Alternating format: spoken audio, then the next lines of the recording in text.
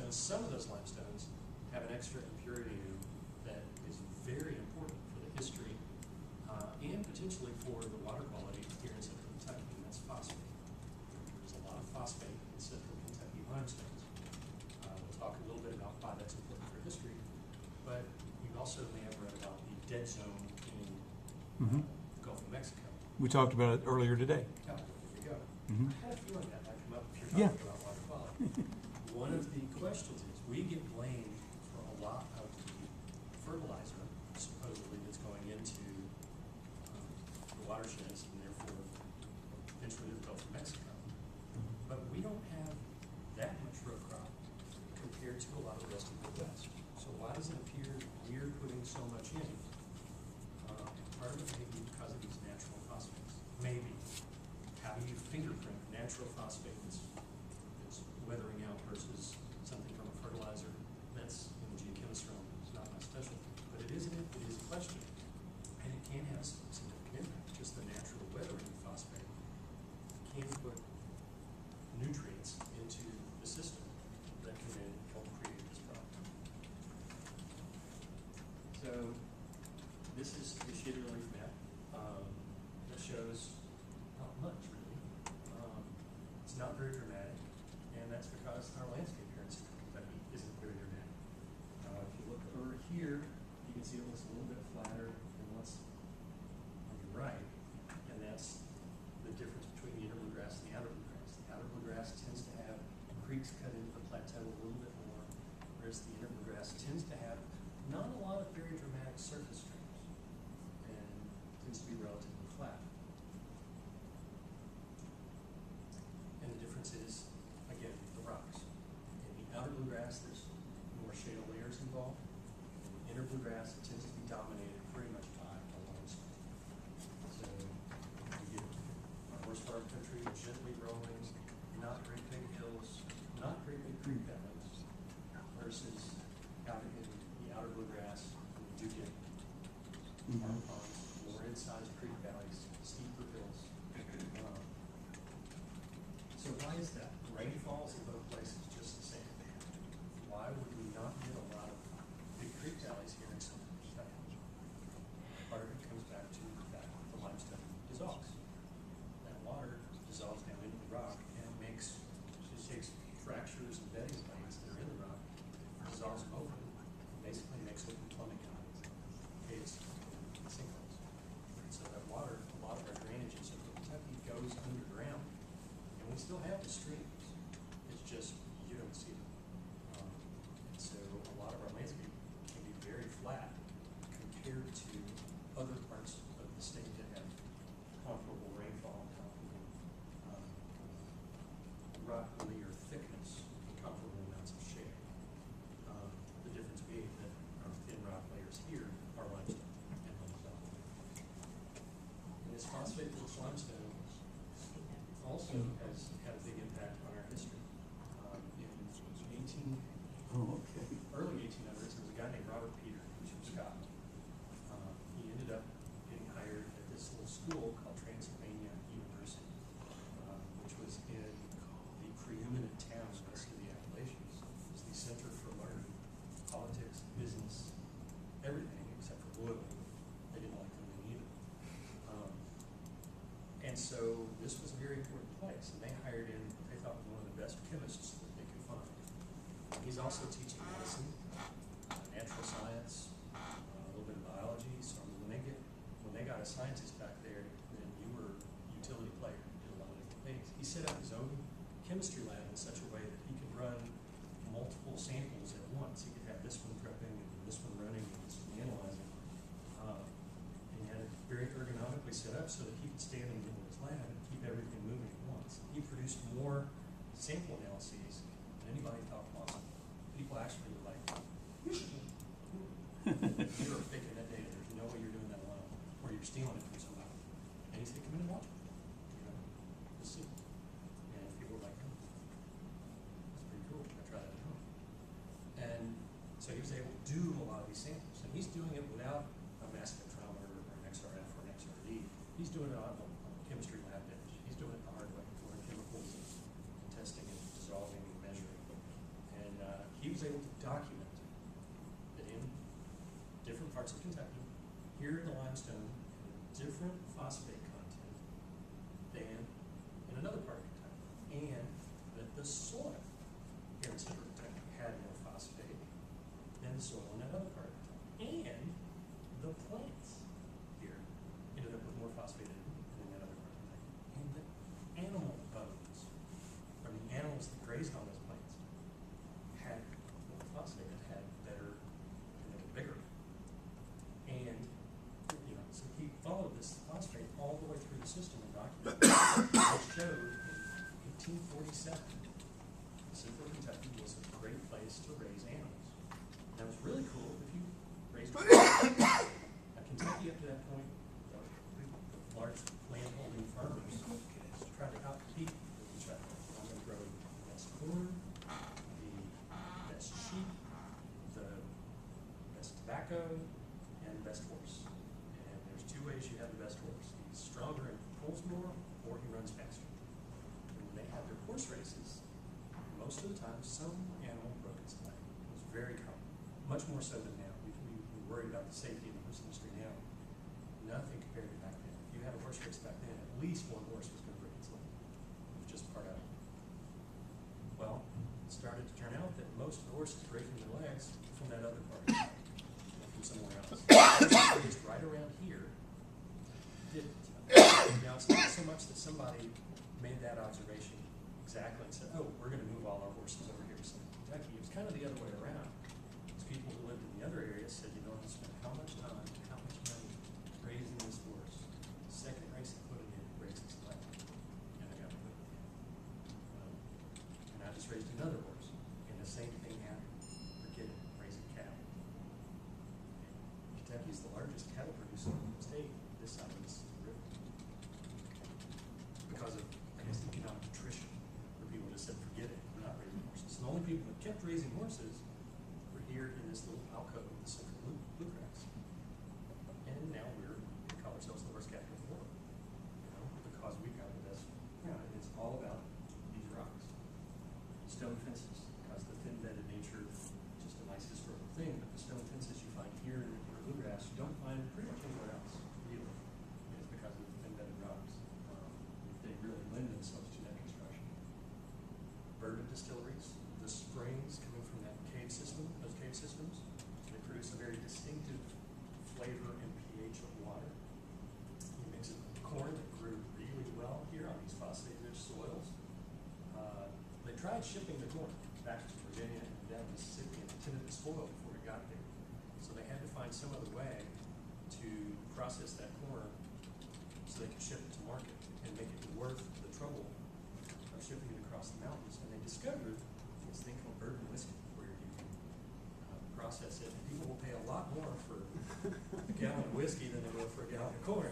And so we have all these distilleries, and a lot of these distilleries are actually set up near karst springs, where they would have a source of this distinct water.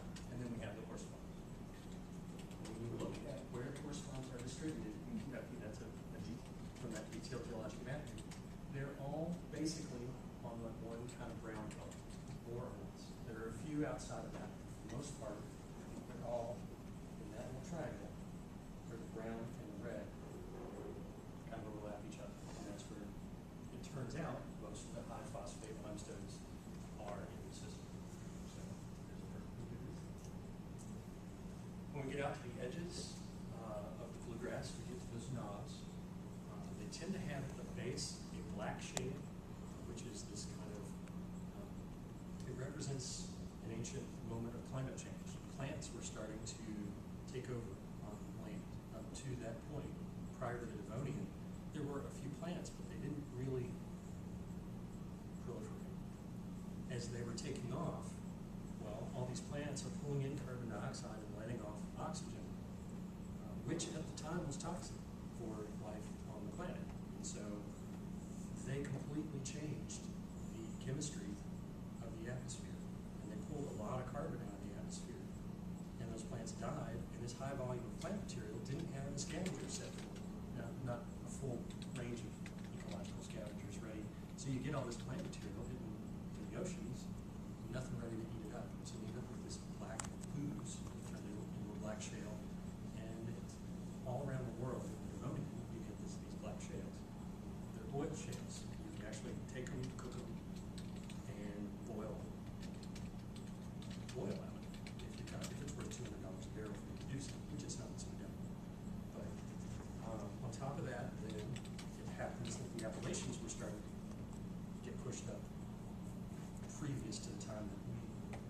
we recognize now as the Appalachians is actually the third version.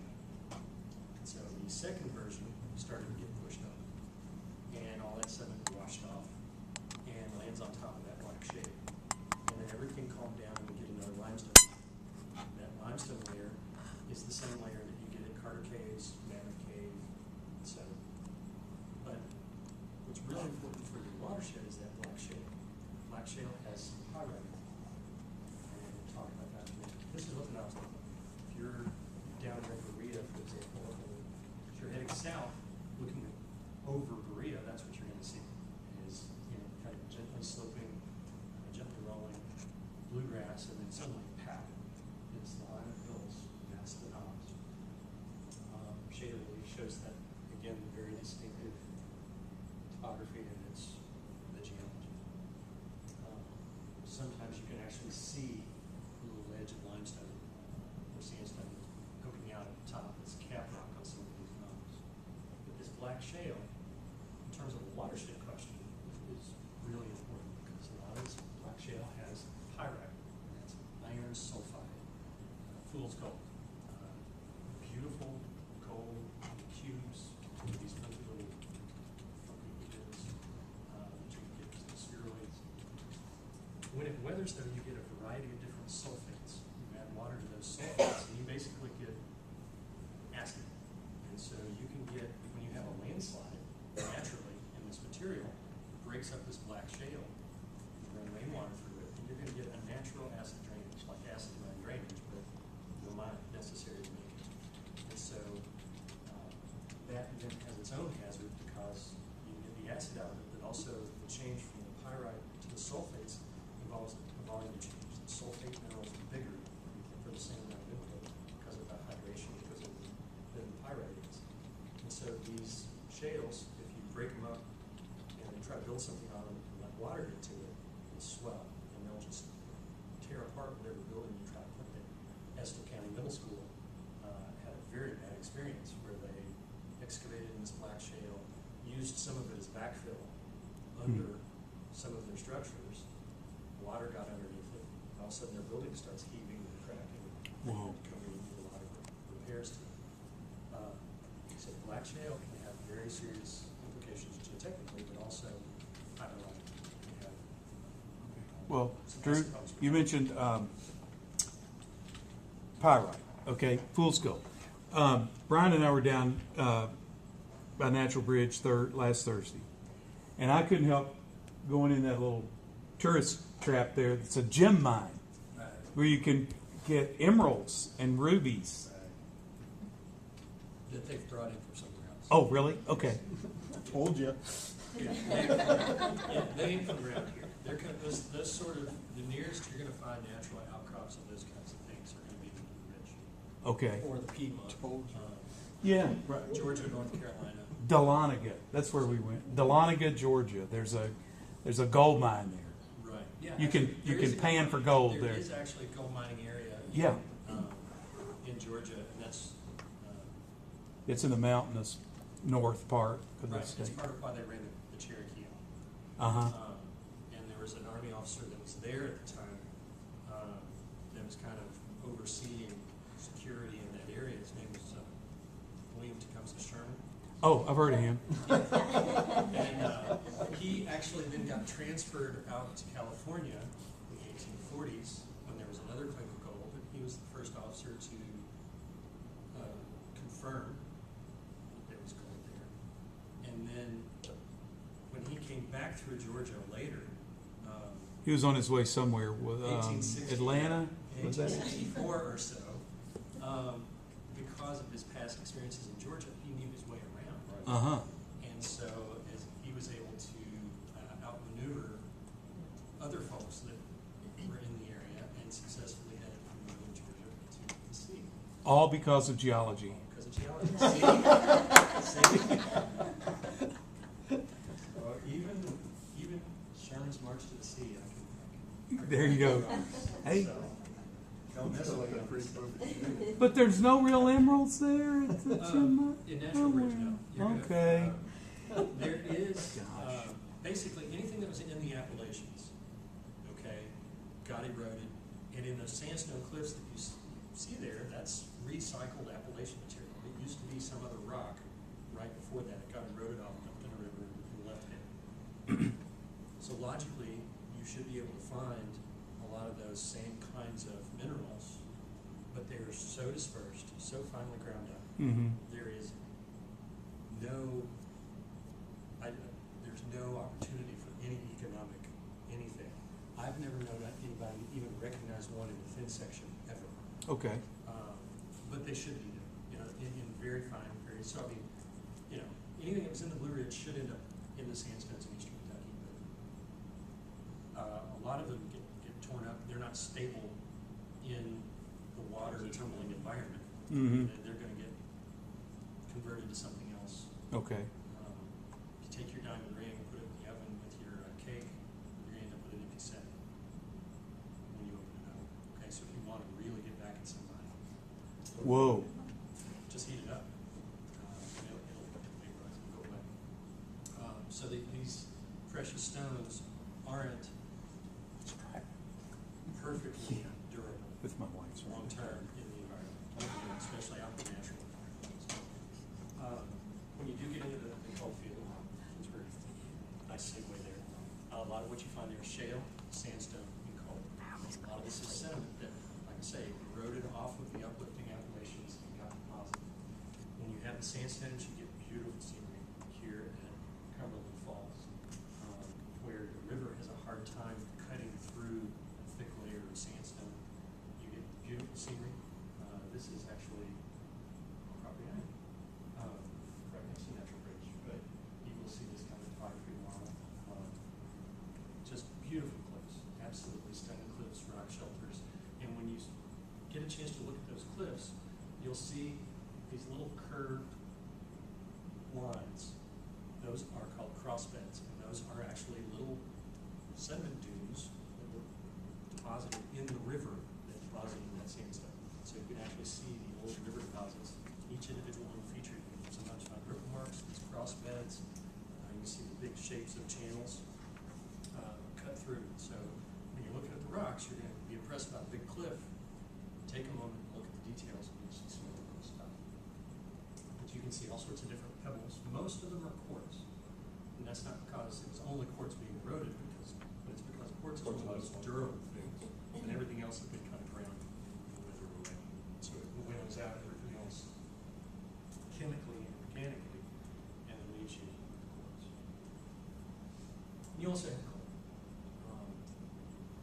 That, you know, people, you know, I'm not going to go